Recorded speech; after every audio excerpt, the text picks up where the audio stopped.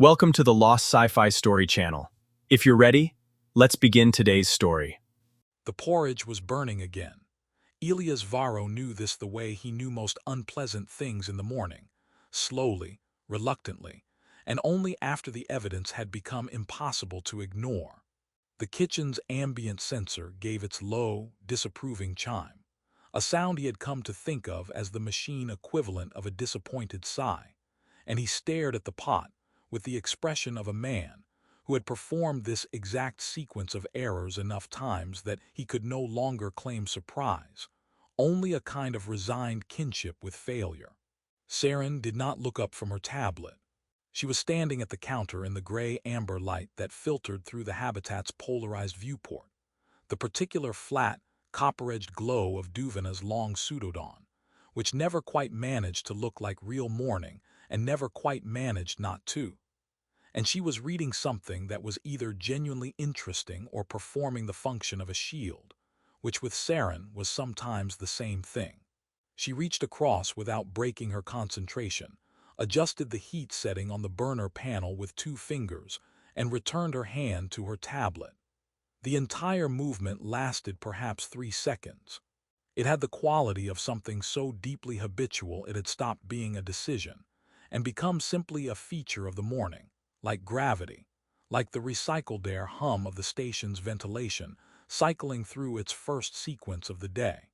Elias watched her the way he often did when she wasn't looking, not staring, cataloging, the particular tilt of her head when she was reading something that irritated her on a bureaucratic level, which was most things. The way the light caught the faint iridescence along the line of her jaw, barely visible, like the memory of color rather than color itself. She was tall, and still in the way that made her seem occasionally more like a painting of a person than the person, not cold, simply concentrated, as though she rationed movement and spent it carefully. Her irises, when she finally glanced up to check whether he had managed to destroy breakfast entirely, were their usual deep seawater color, which meant she was calm, which meant the morning was proceeding at a tolerable level of disaster. "You use too much water again," she said. "I use the same amount I always use." That is precisely the problem. He considered arguing. He had, at various points over the past 5 years, argued about the porridge ratio with the conviction of a man who believed that confidence and repetition could eventually substitute for accuracy. The results had been consistent. He served 2 bowls acceptable at the top, slightly geological at the bottom, and she accepted hers without comment, which was its own form of mercy. They had lived together in this 2-room habitat on Karath Station's residential ring, level 9, for 5 years. The station itself was a pressurized colonial outpost built into the equatorial ridge of Duvina, a tidally locked moon that received its light at an eternal low angle, and had apparently decided, architecturally speaking, that corridors should always be slightly narrower than comfortable. The habitat smelled of recycled air, and the dried herb bundles Seren kept on the windowsill, which she said reminded her of home, and which Elias privately thought smelled like something between pine resin and an apology. They had argued, at various intervals across 5 years, about the temperature setting. He ran warm. She ran cold. They had negotiated a settlement of 19 degrees that satisfied neither of them, and had therefore achieved a kind of diplomatic success. They had a system for the atmospheric recycler maintenance request. They both hated the system. The colonial maintenance portal required 17 authentication steps, and had once, during what Elias now referred to internally as the incident, logged him out mid-submission 4 times before he had said something to the screen that he was not proud of, and that Seren had found, based on her expression, genuinely impressive in its specificity. It was Tuesday. It was ordinary. The station hummed. The amber light moved. He had no reason, finishing his porridge in the particular comfortable silence that 5 years of shared mornings produces, the kind of silence that is not empty but furnished, full of the small known rhythms of another person, to think that anything in his life was other than exactly what it appeared to be. The drone arrived on a Thursday, which Elias would later think was the most Thursday thing that had ever happened to him. He was home early because Coordinator Fenwick had, in a rare and luminous act of administrative wisdom, canceled the tertiary water pipe rerouting committee meeting on the grounds that 31 people did not need to occupy a conference room to receive information that a memo could deliver more efficiently and with less collective suffering. Elias had read the cancellation notice twice, experienced a gratitude so pure it was almost spiritual, and left the Colonial Residential Authority offices 40 minutes ahead of schedule with the particular lightness of a man who has been unexpectedly pardoned. He was thinking about what to make for dinner when the door sensor chimed. The drone hovering at eye level in the corridor outside their habitat was not the standard Colonial Mail Service Unit, which was a battered gray machine that moved with the energy of something that had given up on ambition and made peace with the decision. This was different. Matte black, frictionless-looking, bearing along its chassis the authentication seals of the compact's interspecies diplomatic channel rendered in 2 scripts, one of which Elias recognized and one of which he did not. It held a rigid ivory-white envelope extended toward him with the quiet mechanical certainty of something that had never once entertained the possibility of refusal. He took the envelope. He thanked the drone. The drone said nothing, because it was a drone, and departed with considerably more dignity than the Colonial Mail unit ever managed. Elias stood in the doorway and looked at the envelope. He could read Varese script passably. He had completed a basic language module in his 2nd year on Duvina, motivated partly by genuine interest and partly by the suspicion, correct, as it turned out, that Seren occasionally said things under her breath when the Colonial Maintenance Portal misbehaved that she did not intend for him to understand. The name on the front was hers. That much was familiar, but beneath it, in smaller formal text, ran a sequence of titles and designations that he read slowly, once, and then read again, because the first reading had produced a result that did not fit anywhere in the available categories of his understanding. He set the envelope on the kitchen counter. He looked at it for approximately 4 minutes, which was how long it took him to construct, and then cautiously dismantle 3 separate explanations, none of which were fully convincing, one of which was genuinely alarming, and one of which involved a clerical error of such spectacular magnitude that he almost preferred it on entertainment grounds. He made tea. The tea went cold. He left it and looked at the envelope. Seren came home at her usual time. She was carrying her bag over one shoulder and wearing the expression of a woman who had spent the day in moderate combat with an indexing system she found structurally offensive and had achieved neither decisive victory nor clean defeat. She said something about the Colonial Data Directorate's new archival classification protocol, which she described using a word in Varese that Elias had not encountered in his language module, and that he was relatively certain was not a neutral administrative term. Then she saw the envelope. She stopped. Not gradually, not the way a person slows when something catches their attention, all at once completely, as though the signal between intention and movement had simply been interrupted. Her bag strap stayed on her shoulder. Her hand stayed where it was. Only her eyes moved, and they moved to the envelope with the particular quality of recognition. Not surprise, not confusion, but recognition, the specific, unwilling acknowledgement of something you have been waiting for and hoping would not come. She crossed the kitchen and picked it up. She examined the authentication codes along the seal with an expression that Elias, who knew her face better than he knew most things he could name, did not recognize. It was not a new expression exactly. It was the removal of the one he knew, leaving something underneath that had always been there and that he had simply never been given reason to see. She opened it. She read it. Her irises shifted to a color he had no name for, not the gray-green of irritation he knew well, not the near violet that appeared when she laughed at something she hadn't expected to find funny. Something darker. Something that belonged to a depth he hadn't known was there. The station hummed around them. The dried herbs moved slightly on the windowsill. Outside, Duvana's light had begun its long copper shift toward evening, the same as any Thursday, unhurried and indifferent. Elias asked, with the careful tone of a man who had just felt the floor change texture beneath him, if she wanted to tell him what it said. Seren did not answer immediately.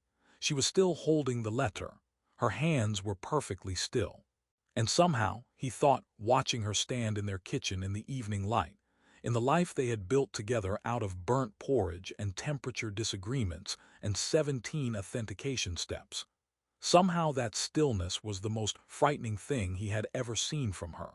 She told him her real name first, which he later decided was either the bravest or the most tactically sound place to begin, and which was, with Seren, quite possibly both.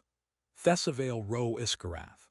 She said it the way you say something you have not said aloud in a very long time, carefully, with the slight hesitation of a person reacquainting themselves with a weight they had set down and almost forgotten the feel of. It sat between them in the kitchen, that name, taking up considerably more space than its syllables justified. Elias said nothing.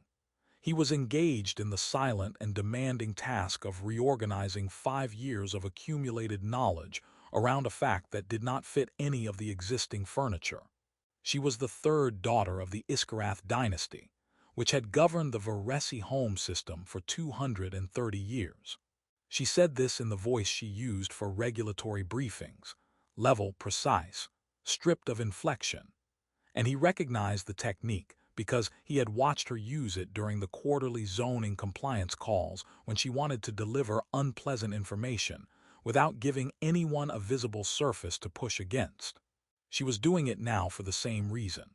The Reconstructionist Directorate had executed a coup 7 years ago, shifting the balance of the outer colonial systems in ways that the Compact's diplomatic summaries had described, at the time, as a regional governance transition, which was the kind of language that meant something terrible had happened, and no one with institutional authority wanted to be specific about it. Her family had been killed.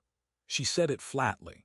2 words, a period, a silence after that he did not try to fill, because he recognized the quality of a door that had not been opened in a long time, and that she was not opening now so much as indicating its existence. He filed it. He would think about it later, when he was alone with it, when the full weight of what those 2 words meant for the person sitting across from him could land somewhere he was prepared to receive it. She had been extracted by a surviving member of the dynasty's intelligence service. There had been a new identity, a constructed history, a placement in the colonial network in a posting unremarkable enough to be functionally invisible.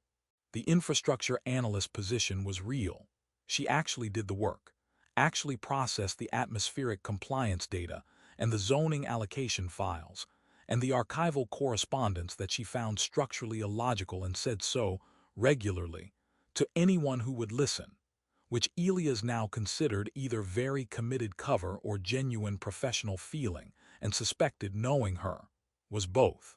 But it provided cover for intelligence work she would not detail. He did not ask her to. He was assembling a picture from the pieces she was giving him and trying to do it without letting his hands shake. He was quiet for a long moment. Then he said, "You are an exiled princess being hunted by a coup government and you spent 5 years watching me burn the porridge." She looked at him. He said, "Every morning. You watched me do it every single morning and you corrected the heat setting and said nothing. And you had survived a coup and 6 years of deep intelligence cover. And the thing you chose not to intervene on was the porridge." She said with perfect composure, "It was your turn to make it." He laughed. He did not intend to laugh. It came out of him with the quality of something that had been under pressure and found a gap, not quite humor, not quite grief, something operating in the uncertain territory between them. He heard it happen and could not stop it, and did not, ultimately, try, because it felt like the only honest response available to him. She watched him with the careful attention of someone assessing structural integrity, moving through caution, and then something quieter, and then, at the very corner of her mouth, the thing he knew, the involuntary thing, the one she never quite managed to suppress when something caught her off guard in a way that pleased her against her intentions. He held on to that. The rest of it was harder. He asked about the intelligence work, and she told him she would not give him details and that he should not ask for them, and he accepted this with less grace than he would have liked but more than he thought he was capable of, given the circumstances. He asked which parts of what she had told him about her past were true. She was quiet in the deliberate way she was quiet when she was choosing words rather than simply finding them, and then she said, "Everything I told you about what I prefer and what I can't tolerate and what I find funny is real. The geography I gave those things, the places, the people, the history, that was constructed." He asked if there was a difference. It was not a fair question. He was aware of this while he was asking it and asked it anyway, because fairness was something he would return to when he had finished being a man whose understanding of his own life had just been fundamentally revised, and he was not finished yet. She received the question without deflecting it, turned it over visibly, and said, "I asked myself that for 3 years before I stopped being able to answer it cleanly." Outside the viewport, Duvana's copper evening light had deepened into something closer to amberdark. The station's ventilation shifted into its night cycle with a low, settling hum. The atmospheric recycler, their atmospheric recycler, the one they had a system for, the one that had failed catastrophically at 3 in the morning 14 months ago, while she had stood in the dark kitchen directing a repair drone with the calm efficiency of someone who had handled considerably worse emergencies, clicked through its hourly calibration sequence. He thought about that night, the power fluctuation, the dark, the faint blue-green light from the tips of her fingers which she found embarrassing and which he had called enchanting and which had earned him 40 minutes of silence. He thought about what it meant to know someone. She was watching him with the expression he had not seen before tonight, the one beneath the one he knew, the unguarded one, the one that looked like a person waiting to find out what they were worth to someone and genuinely uncertain of the answer. He thought that uncertainty was the realest thing she had ever shown him. By Friday morning, the station knew something had happened.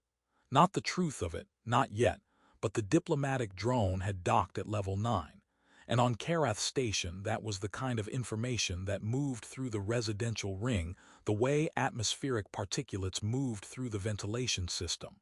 Silently, completely, into every available space.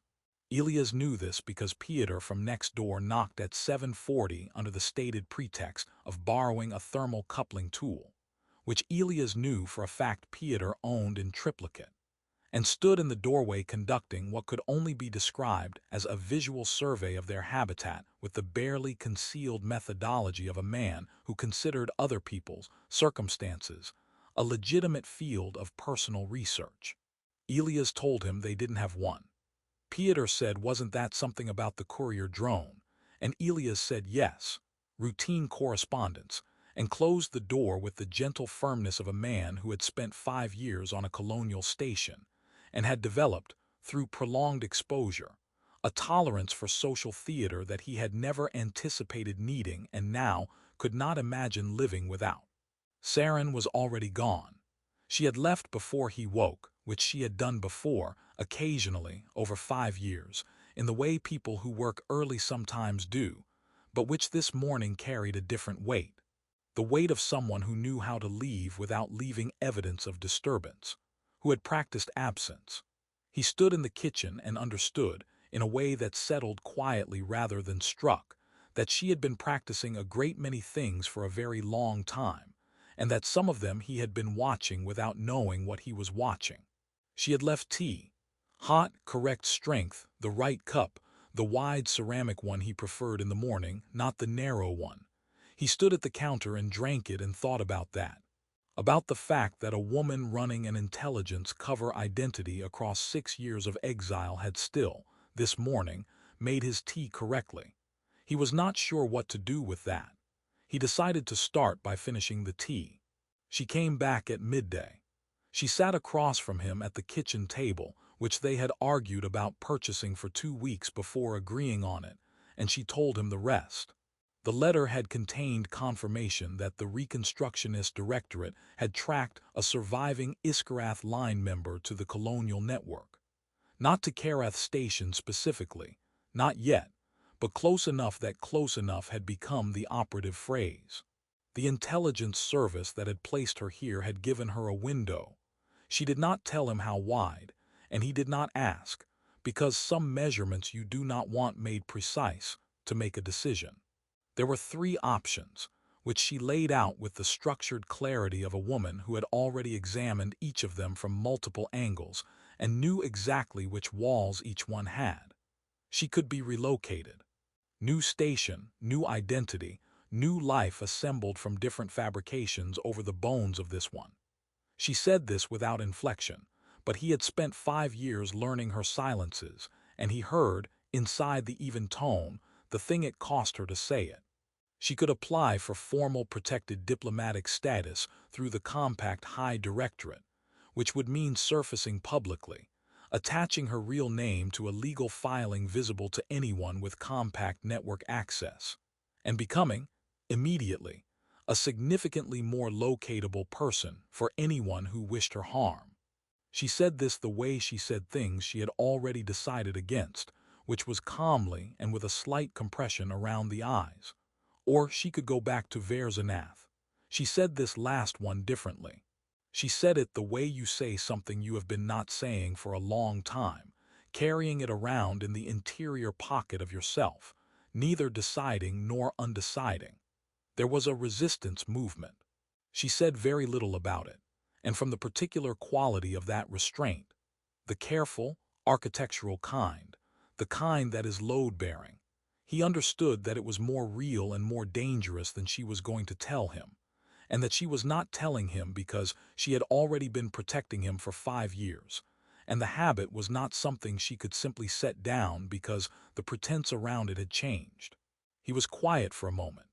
Then he said, I want to point out that the atmospheric recycler maintenance request is due today, and it is my turn and I intend to file it, and that the colonial maintenance portal will almost certainly log me out at least twice, and that I am going to need you to be within reasonable shouting distance when that happens because I cannot be responsible for what I say to the screen alone.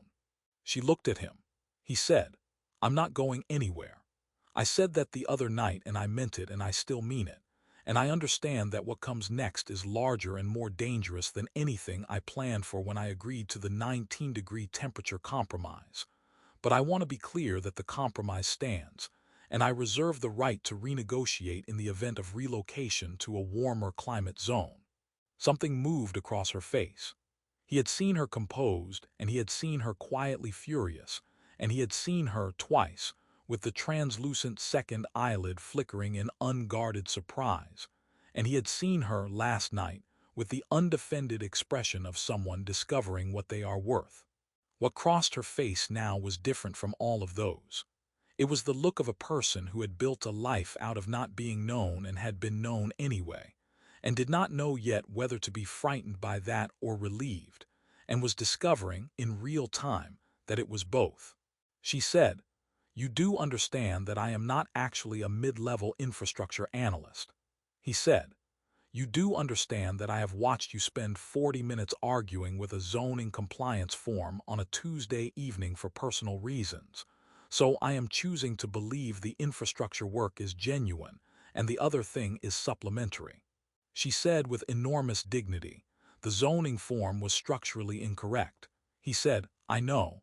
I read your written objection. It was 4 pages. The corner of her mouth did the thing. The involuntary thing.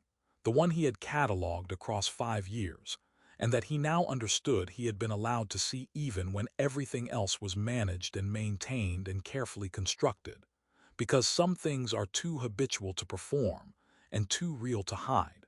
He filed the atmospheric recycler request that afternoon. The colonial maintenance portal logged him out twice.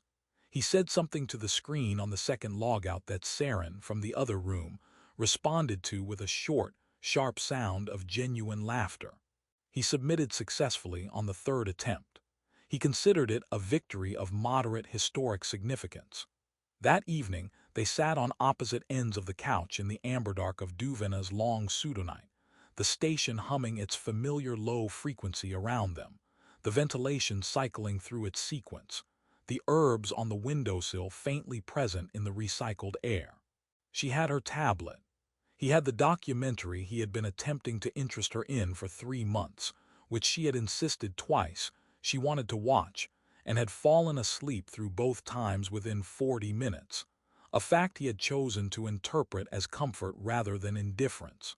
She lasted 53 minutes before her breathing deepened, and her head settled against his shoulder with the specific weight of genuine sleep, not the managed kind, not the performed kind, the kind that only happens when a person feels, despite everything, safe. He did not move. Outside, Duvena's light was flat and copper-dark and permanent, locked in its long angle, illuminating nothing dramatically and everything honestly, the way ordinary light does. He thought about 5 years. He thought about what he had known and what he had not known and what he knew now, which was both more and less than he had believed, but which was, he was increasingly certain, closer to the truth. He thought about the name Thesavale Roe Iskarath, and the woman asleep on his shoulder who had burned nothing and fixed the porridge heat setting every morning without looking up from her tablet. And he thought that whatever came next, relocation, resistance, the slow and complicated machinery of justice grinding through